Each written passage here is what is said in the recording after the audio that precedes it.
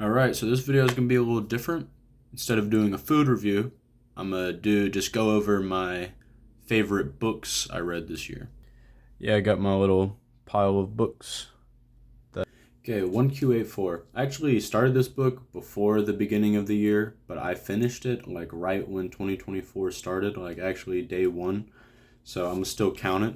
But this is my favorite Haruki Murakami book, and it's also the first one I read, which then started me on my spree of other Haruki Murakami books. Killing Commodore, which is also like a pretty similar read to 1Q84, but probably not as good, but still really enjoyed it. I read this one mostly at work. I would show up to work about an hour early just to get a chapter in or two before work. Got After Dark, which I just got from the library, but I decided I'd buy it because I was buying all the books I got this year. But you can actually finish it after dark, like in one night. It's a pretty short read, and everything that takes place happens in one night. So there's people that do challenges where you just read it after dark and you read the whole thing. Kafka on the Shore, which is one of Haruki Murakami's most popular books that he's written. It's probably my second favorite, right under 1Q84, Norwegian Wood. So I was actually kind of bored of this book at first, but then part 2 started, and it got crazy. So this is actually a really good read. It's one of Murakami's older works, so it was cool to go back after reading some of his newer stuff. I read First Person Singular, which is like just a book of short stories by Haruki Murakami, and I didn't really like 90% of them, so I didn't buy the book. The City and Its Uncertain Walls, which is actually like a retelling / like remake of one of his short stories / he made a book about it even longer, and now he's like has a full-fledged book that's like been tweaked a little bit. This came out I think in November. I was underway, and I knew that it had just came out because Murakami Reddit was going crazy about it, posting pictures of like the different covers in different countries and stuff.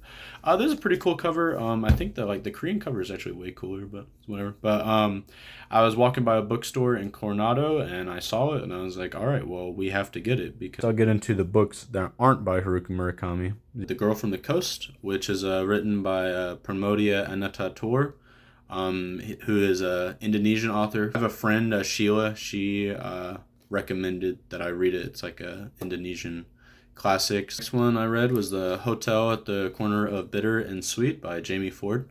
So my best friend Dom, his wife Rainy's mom recommended her to read it.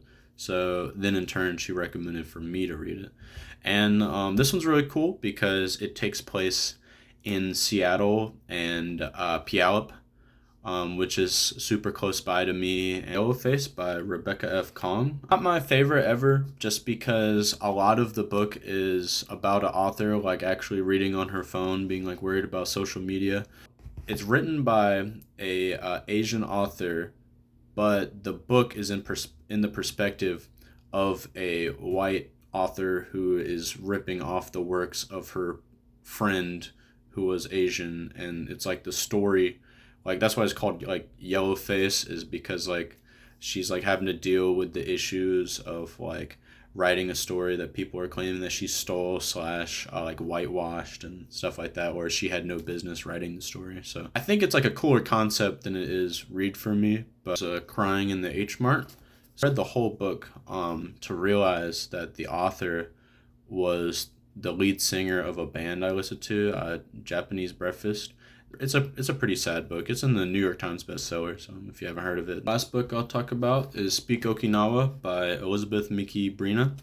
So this was like probably the best memoir I've ever read. It's about a woman talking about her mom and their relationship and everything like that, and it takes place like from her like being a child all the way up until current day, and it also will like have different chapters that just primarily talk about Okinawa as a place. Her mom's from Okinawa. I found her Instagram, and so I followed her, and I was just like, okay, she didn't have a whole lot of followers, so I just DM'd her and I was like, yeah, I love the book and everything. She replied, and she was super cool about it, and it really made me feel good. So will say. Got my Kitsap Regional Library card. It's a very prized possession of mine. So the libraries like I grew up with, or the library rather, in Millbrook, it's one building.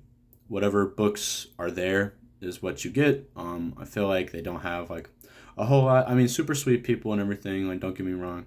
But after moving here and getting a library card here, it's kind of like opened my eyes on like what libraries could be. They're like so much nicer. You have like all the libraries in a region and they all share books. You can check out a book from anywhere and return it anywhere back, and then they have a van that moves them back and forth. You can request books from other ones. They have a website with a really good interface and stuff, and it's super convenient. So all these books that I read, typically I'll go to the library and find the book I want, and and then I'll get a copy and then I'll read it, and then if I like it, I'll buy the book. I will say, because I liked so many, I kept buying them, so now it's like even if I don't like them like a whole lot, I've been buying them, like whatever. But I mean, I didn't buy all of them that I read, like the short stories only, like first person singular and stuff like that. But it's very nice. It's very convenient. I really like these libraries. So Kitsap Regional Library is a shout out to y'all. Really. That's about it. I really just made this video as like an archive for me to like go over the books I read and stuff. But if you do watch it and you enjoyed it, like heck yeah. Anyways, I'm out.